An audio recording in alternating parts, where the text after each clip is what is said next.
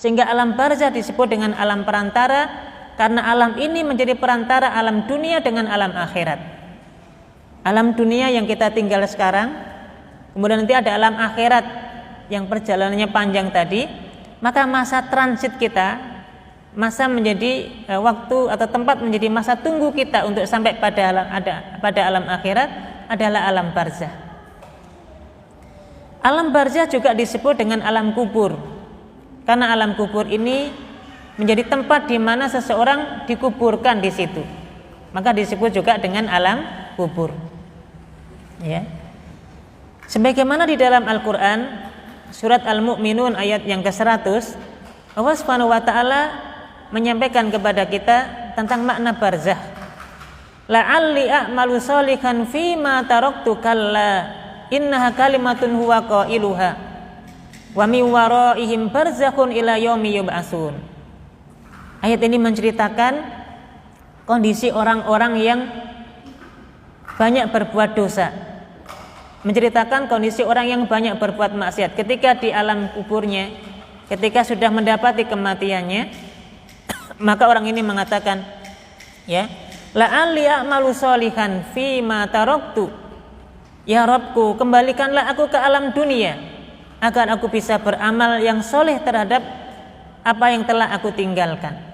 Jadi ibu-ibu, semua orang, wabil khusus orang yang tidak membawa bekal amal soleh, ketika sudah datang kematiannya dia menyesal dan dia mengatakan kepada Allah Subhanahu wa taala, ya Allah, kembalikanlah aku kembali ke alam dunia supaya aku bisa beramal soleh dari apa-apa yang telah aku tinggalkan.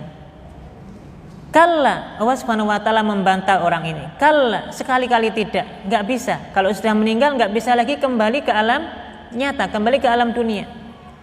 Innaha kalimatun huwa qailuha, sesungguhnya ini adalah sesungguhnya adalah perkataan yang diucapkannya saja. Wa mi waraihim barzakhun ila yaumi yub'atsun, dan di hadapannya ada barzah. Di sini aku mengatakan kata barzah. Dan di hadapan orang ini ada barzah, yaitu pembatas, perantara, ila yaumi yub'atsun, sampai hari di mana dia akan dibangkitkan. Maka dalam ayat ini Allah menyebut kata barzah yang maknanya perantara orang yang sudah meninggal dunia sampai nanti akan melewati masa kehidupan di akhiratnya. Dan kita semuanya akan mengalami masa ini, ibu-ibu. Kalau kita meninggal dunia, kita akan dikuburkan, dan disitulah alam barzah kita, disitulah alam kubur kita, ya. Bagaimana kondisi di alam barzah? Orang kalau sudah dikubur di kuburan itu bagaimana kondisinya? Yang pertama, ada yang namanya fitnah kubur, dan semua kita akan mengalami fitnah kubur. Hanya beberapa orang yang nanti Nabi sebutkan tidak mengalami fitnah kubur. Kata fitnah kubur, kata fitnah maknanya ujian, cobaan.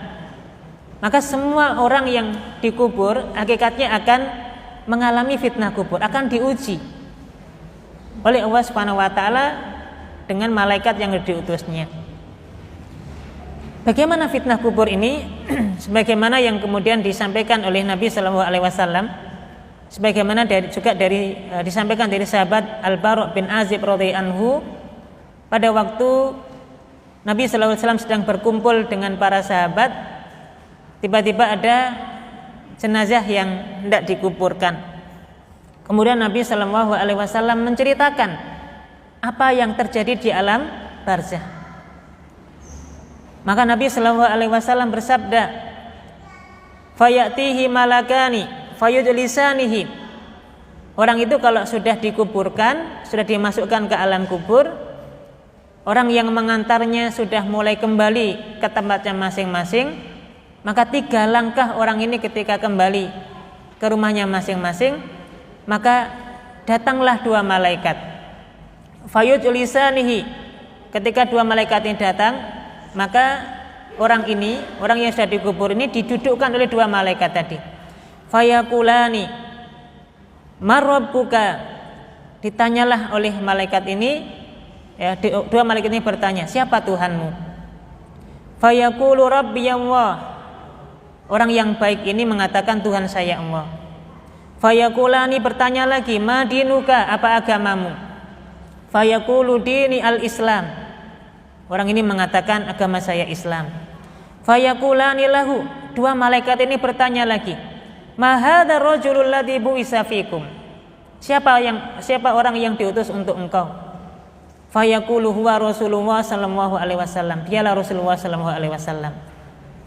Fayaqulani lahu, wa ma yudrika? Apa yang kau ketahui tentang Nabi Muhammad ini? Fayaqulu, maka orang yang di alam kubur ini menjawab lagi, qara'tu kitaballahi fa amantu bihi wa saddaqtu fayunadi munadin fis sama. Orang ini menjawab, saya membaca kitab Allah Subhanahu wa taala, saya beriman kepadanya. Wa saddaqtu, dan saya membenarkan semua yang dibawa. Maka inilah hakikat fitnah kubur. Pertanyaan di alam kubur. Nanti semua manusia akan ditanya, siapa Tuhanmu, apa agamamu, dan siapa nabimu. Inilah yang disebut dengan fitnah kubur, ujian di alam kubur. Semua kita akan ditanya. Maka orang yang baik, yang amalnya banyak, perbekalannya banyak, dia bisa menjawab. Ketika ditanya siapa Tuhanmu, maka dia menjawab, Allah Tuhanku. Apa agamamu? Dia menjawab, Islam agamaku. Siapa orang yang diutus untukmu? Orang ini mengatakan Rasulullah sallallahu alaihi wasallam. Ditanya siapa nabimu? Orang ini menjawab, nabiku Nabi Muhammad. Apa yang terjadi ibu-ibu setelah itu? Fayunadi munadin fis sama. Maka ada suara yang datang dari langit yang menyeru, angkot sodako abdi fa'afrisuhu minal jannah wa albisuhu minal jannah waftahu lau baban ilal jannah. Ada suara yang menyeru dari langit yang mengatakan, bentangkanlah kubur untuk hambaku ini. Maka dibentangkanlah kuburnya, diluaskanlah kuburnya, kemudian ditampakkan baginya tempatnya nanti di surga. Jadi orang yang bisa menjawab ini ditampakkan tempatnya di surga. Kenikmatan-kenikmatan di surga kemudian dia sudah ketahui di alam kubur ini. Faftahu lahu babam ilal jannah, bahkan dibukakan pintu baginya untuk menuju surga. Qala fayatihi min rohiha wa tibiha wa yufsahu lahu fi qabrihi madda basarihi. Maka kuburnya kemudian diluaskan sehingga orang yang dikubur ini bisa melihat tempatnya sejauh mata memandang. Saking luasnya alam kubur ini. Kemudian muncul aroma dan bau-bau yang bagus, yang harum. Wa ya'tihi rajulun hasanul wajhi hasanus siyabi thayyibur rihi. Tiba-tiba datang orang yang wajahnya baik, pakaiannya juga bersih, harum baunya. Fayaqul abshir billadzi yasurruka hadza yaumuka alladzi kunta tu'adu. Berilah kabar gembira kepada orang yang telah melakukan amal soleh ini. Pada hari ini engkau akan mendapatkan apa yang telah Allah janjikan kepadamu. Orang ini datang ya dengan membawa wajah yang baik, wajahnya yang tampan, bajunya rapi, baunya juga harum. Fayaqulu lahu, akhirnya jenazah tadi, mayit ini bertanya, man anta, siapa engkau? Fawajhukal wajhu yaji'u bil khair. Engkau datang dengan wajah yang baik. Maka orang ini berkata, ana amaluka as-solih, saya adalah amal solehmu. Fayaqulu rabbi aqimis sa'ah hatta arji'a ila ahli wa mali. Orang yang baik ini ketika di alam kubur, ketika sudah ditampakkan tempatnya di surga, dibentangkan sejauh mata memandang di alam kuburnya, ditemani teman yang baik, yang baunya harum ya, bajunya juga bersih, wajahnya tampan. Orang yang di alam kubur ini berkata, ya Allah, segerakanlah datangkan hari kiamat sehingga saya bisa masuk surga, bisa ketemu dengan keluarga dan hartaku kembali. Maka ini yang Nabi SAW sampaikan tentang fitnah kubur bagi orang yang bisa menjawabnya. Maka inilah yang disebut dengan nikmat kubur. Sebaliknya Nabi SAW juga menceritakan, wa ya'tihi malakani. Di sisi yang lain nanti ketika orang dikuburkan di alam kuburnya, ketika sudah ditinggal oleh orang-orang yang mengantarkannya, Maka dua malaikat datang kepadanya. Dua malaikat tadi kemudian mendudukkannya dan bertanya, "Marrabbuka, siapa Tuhanmu?" Fayaqulu ha ha ha. Orang ini mengatakan, "Ha ha, saya enggak tahu. La adri, saya enggak tahu." Fayaqulani lahu madinuka. Malaikat ini bertanya lagi, "Apa agamamu?" Orang ini menjawab lagi, "Ha ha, la adri, saya enggak tahu." Fayaqulani lahu ma hadzal rajulul ladzi bu'isa fikum. Bertanya lagi dua malaikat ini, "Siapa orang yang telah utus kepadamu?" Fayaqulu ha ha, enggak tahu lagi. Fayunadi munadin fis sama an kadzaba fafrisu lahu minan nar. Orang ini pendusta, orang ini enggak punya banyak amal soleh, maka bentangkan tempatnya sampai di neraka. Tunjukkan tempatnya di neraka.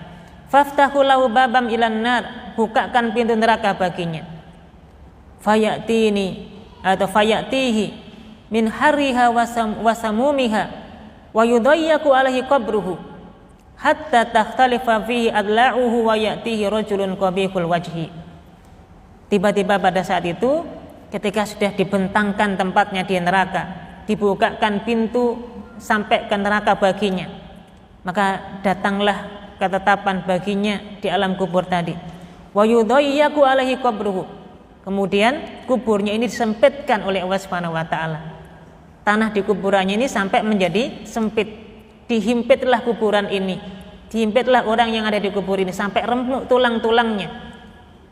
Dan nanti ada juga yang menyampaikan dalam riwayat yang lain, ketika orang ini ditanya oleh malaikat, setiap pertanyaan ketika ditanya, kok dia menjawab tidak tahu, maka malaikat memukul dengan pukulan yang sangat keras. Menjeritlah orang ini, semua orang bisa mendengar ucapannya, semua makhluk bisa mendengar ucapannya, teriakannya kecuali manusia dan jin. Maka dipukul dengan pukulan yang sangat keras sampai kesakitan dan teriak luar biasa. Nah, kemudian jamaah dirahmati Allah, setelah disempitkan kuburnya sampai merusak tadi tulang-tulangnya, dihimpit tubuhnya dengan tanah di alam kubur tadi, wa ya'tihi rajulun qabihul wajhi qabihus siyabi muntinur rih. Tiba-tiba datang orang yang wajahnya buruk, pakaiannya juga lusuh, pakaiannya juga buruk, dan baunya juga busuk.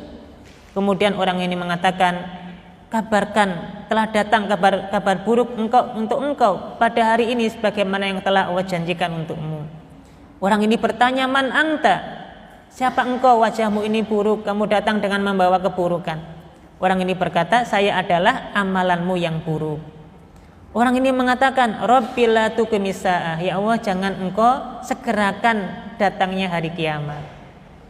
Inilah yang kita kenal dengan hadis fitnah kubur.